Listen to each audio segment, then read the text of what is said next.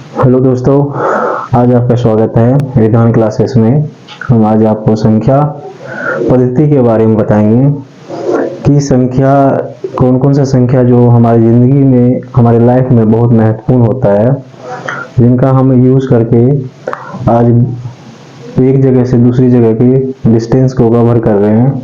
उन संख्याओं के बारे में जानना जरूरी है। धरती से आसमान, समुद्र की गहराई इत्यादि तक संख्याओं के माध्यम से ही हम उसकी दूरियों का, उनकी लंबाई, उनकी चौड़ाई इत्यादि का गणना करते हैं। तो हम संख्या पद्धति के बारे में अध्ययन कर रहे हैं। संख्या पद्धति में कौन कौन सी संख्या है, उन संख्याओं के बारे में जानने की हम कोशिश करते हैं। क्योंकि जो आजकल के बच्चे हैं वो ध्यान नहीं देते बिल्कुल भी संख्या है, क्योंकि बेसिक चीज ही नहीं आएगा तो आगे के बारे में क्या जानेंगे। आगे उनके लिए जो गणित है या मैथ है वो कठिन व टफ होता चला जाएगा। तो हम सबसे पहले जानते हैं कि प्राकृत संख्या होता क्या है। तो प्राकृत संख्या की जब हम बात कर रहे हैं, इसे अंग्रेजी में हम नेचुरल नंबर कहते हैं। नेचुरल नंबर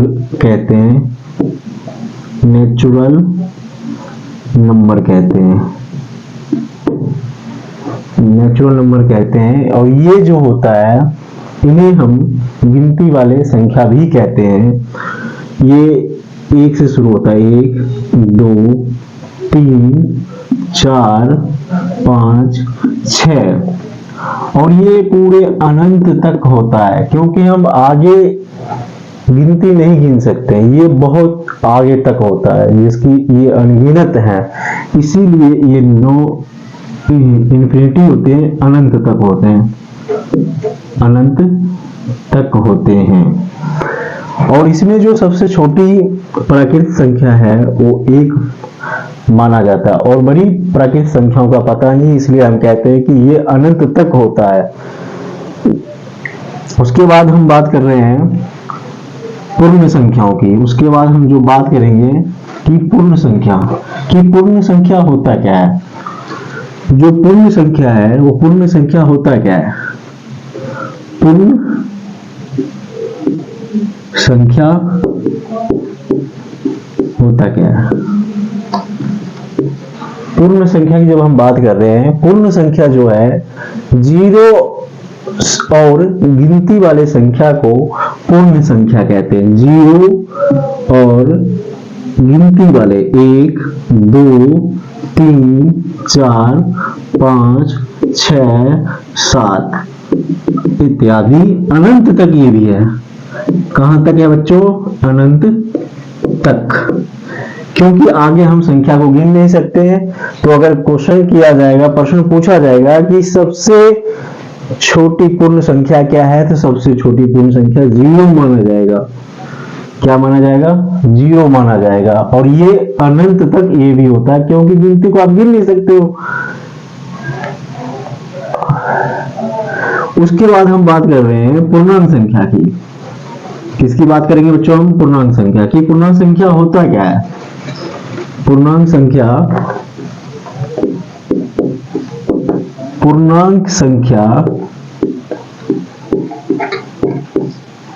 क्या होता है? पूर्णांक संख्या होता क्या है?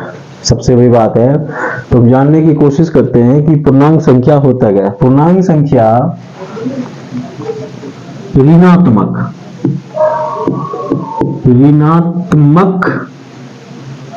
और धनात्मक संख्या को पूर्णांक संख्या कहते हैं। जानने की हम कोशिश करते हैं कि पूर्णांक संख्या है क्या। तो इसके लिए हम एक नंबर लाइन बनाते हैं, संख्या रेखा बनाते हैं और इस संख्या रेखा पर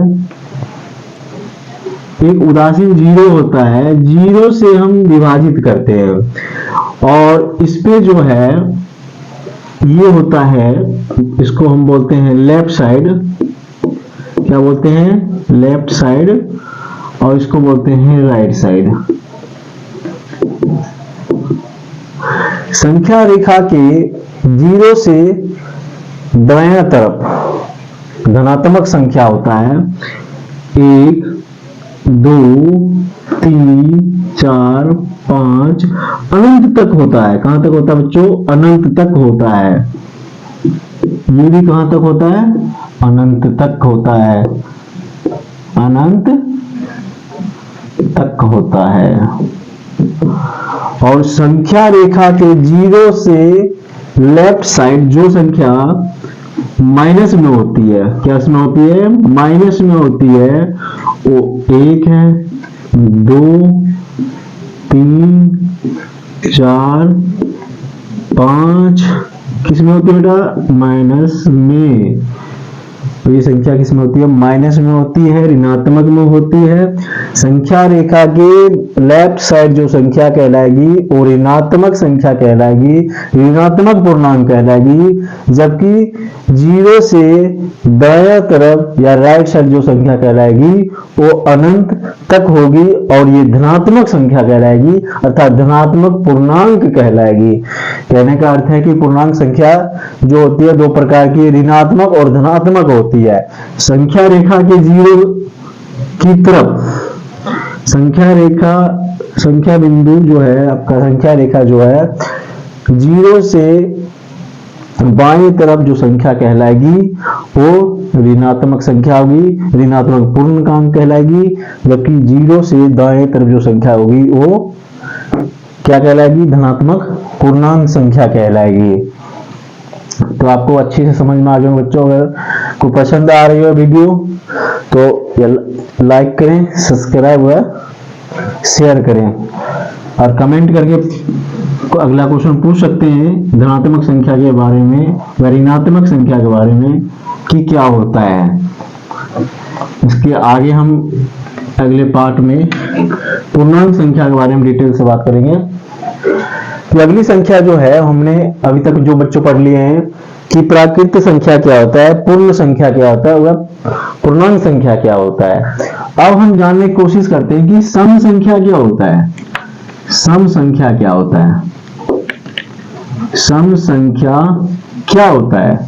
इवन नंबर जिसे हम कहते हैं, क्या कहते हैं इसको? Even number. सम संख्या उस संख्या को कहते हैं, उस संख्या को कहते हैं जिस संख्या के अंत में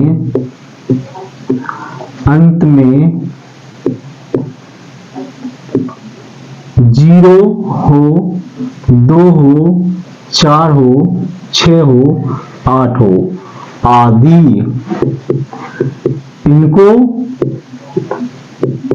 इनको क्या कहते हैं? सम संख्या कहते हैं। क्या कहते हैं? सम संख्या कहते हैं। क्या कहते हैं बच्चों? सम संख्या कहते हैं। सम संख्या किसे कहते हैं? तो सम संख्या उस संख्या को कहते हैं जिस संख्या के अंत में 0, 2, 4, 6, 8 हो आदि, इनको सम संख्या कहते हैं। एग्जाम्पल की बात करते हैं तो जैसे कि 2 है, 4 है, 6 है, 8 है, 10 हो गया, 12 हो गया, 14 हो गया, 16 हो गया, 18 हो गया, 20 हो गया। ये भी संख्या कहां तक है? अनंत तक है। कहां तक है? अनंत तक है। इन्हें हम सम संख्या कहते हैं और ये संख्या 2 से भी विभाजित हो जाती है। तो अगले हम संख्या की बात कर रहे हैं, विषम संख्या की बात कर रहे हैं। किस संख्या की बात करेंगे हम? विषम संख्या की बात कर रहे हैं। तो विषम संख्या क्या होता है? तो अगले हम संख्या पद्धति में हम विषम संख्या के बारे में बात कर रहे हैं कि विषम संख्या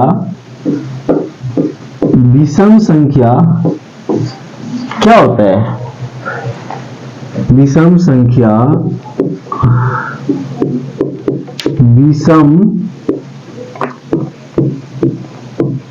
संख्या उस संख्या को कहते हैं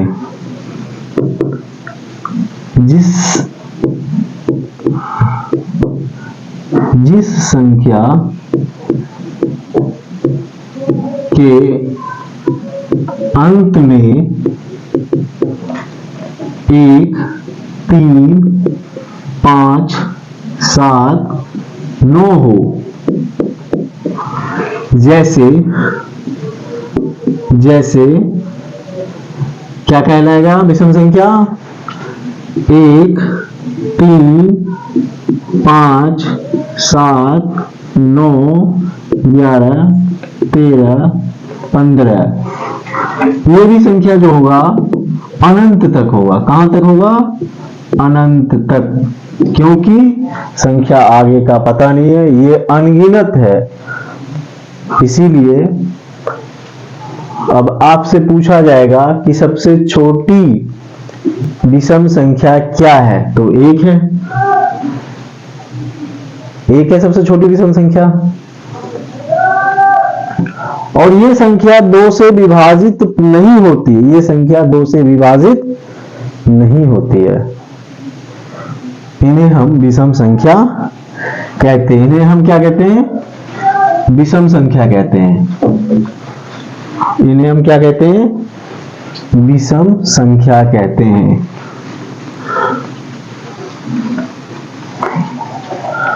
अगली संख्या हमारा क्या है? भाज्य संख्या की बात करते हैं। किसकी बात करते हैं? भाज्य संख्या की बात करते हैं। भाज्य संख्या की बात करते हैं। कंपोजिट नंबर की बात करते हैं कि भाज्य संख्या क्या होता है। तो भाज्य संख्या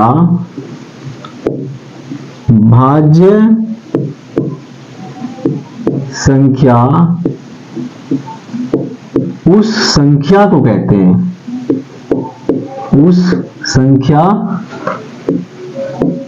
को कहते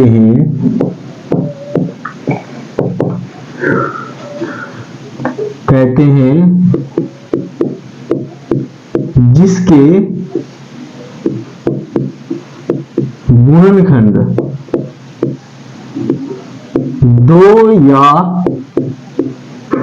2 से अधिक होता है। क्या होता है? 2 या 2 से अधिक होता है। इन्हें भाज्य संख्या कहते हैं। भाज्य संख्या कहते हैं जैसे कि 4, 6, 8,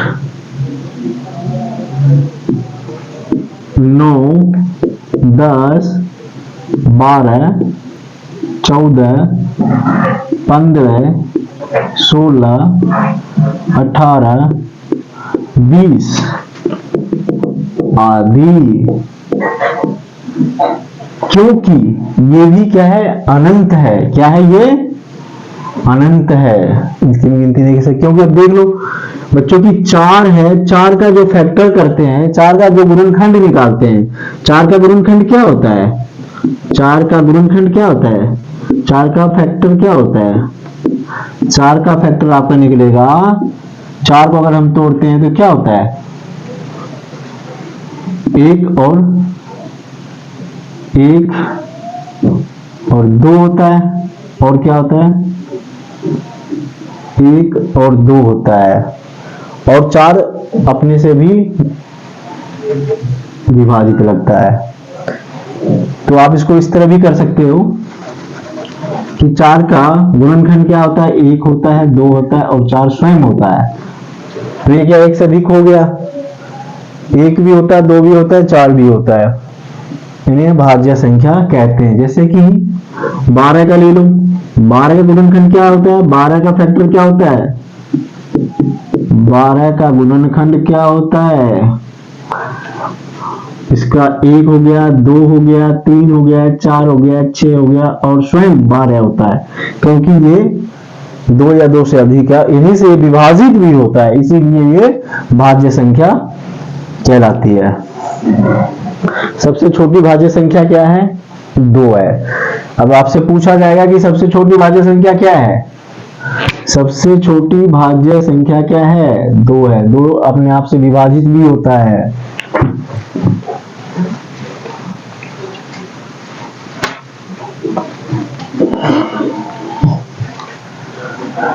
अब हम बात कर रहे हैं बच्चों अभाज्य संख्या। किसकी बात करते हैं? अभाज्य संख्या की। किसकी कर रहे हैं हम? अभाज्य संख्या की। ये अभाज्य संख्या क्या है? अभाज्य संख्या उस संख्या को कहते हैं जिसका गुणनखंड एक या स्वयं होता है। जिसका गुणनखंड एक या स्वयं होता है, इसको इंग्लिश में हम कहते हैं प्राइम नंबर। अभाज्य संख्या, अभाज्य संख्या, अभाज्य संख्या उस संख्या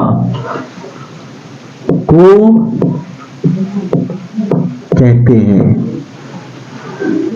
जिसका गुणनखंड एक या स्वयं होता है। क्या होता है?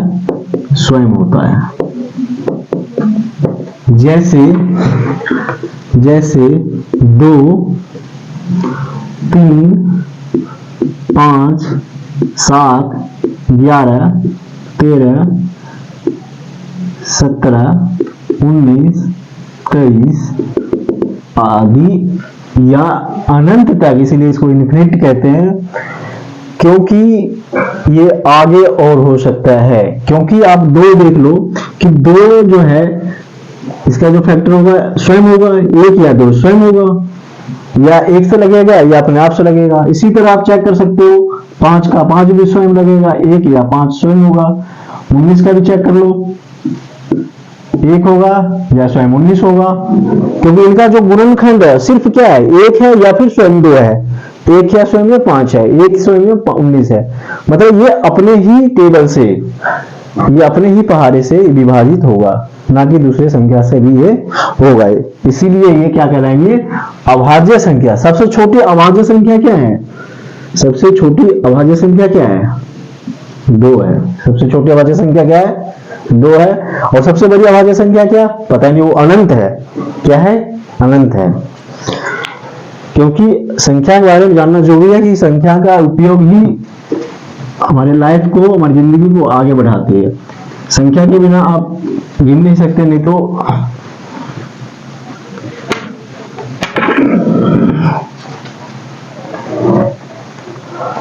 अब हम बात करते हैं, अभाज्य संख्या हो गया बच्चों। अब हम बात कर रहे हैं परमेय संख्या की। परमेय संख्या क्या होता है? परमेय संख्या क्या होता है? परमेय संख्या, परमेय संख्या क्या होता है? परमेय संख्या क्या होता है? तो परमेय संख्या को हम रेशनल नंबर कहते हैं। क्या कहते हैं? Rational number. परमेय संख्या उस संख्या को कहते हैं जिसे हम भिन्न के रूप में लिख सकते हैं, जिसे हम भिन्न के रूप में लिख सकते हैं, जिसे हम P/Q के रूप में लिख सकते हैं, उसे हम परमेय संख्या कहते हैं। परमेय संख्या, परमेय संख्या उस संख्या को कहते हैं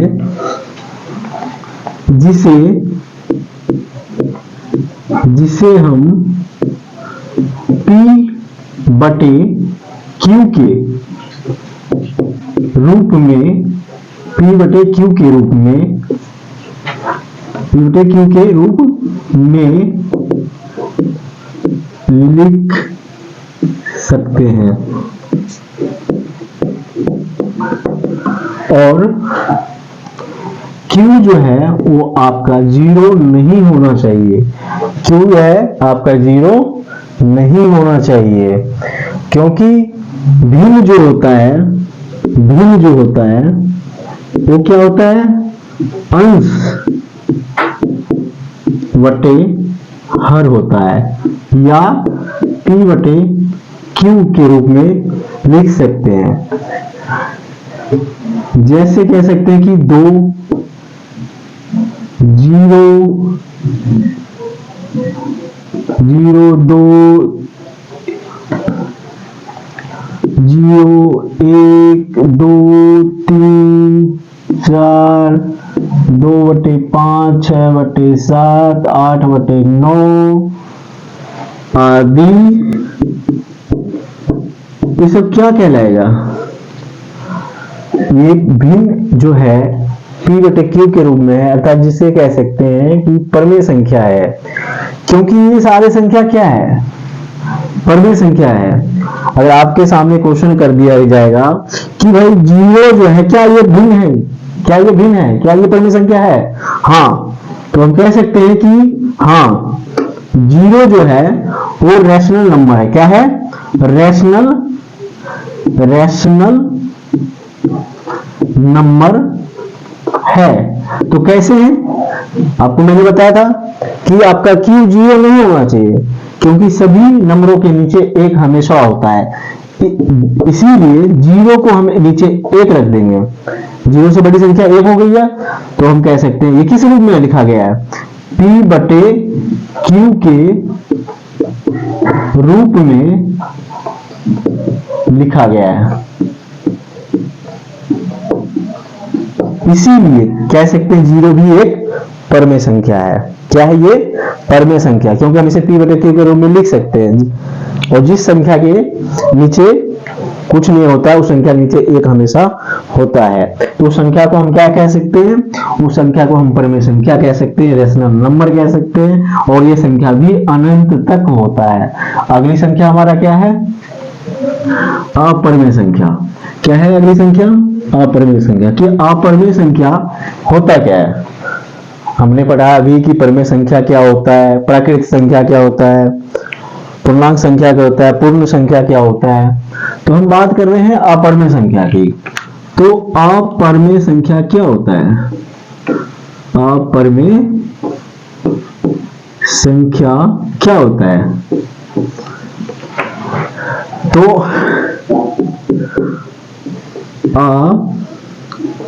अपरमेय संख्या क्या होता है,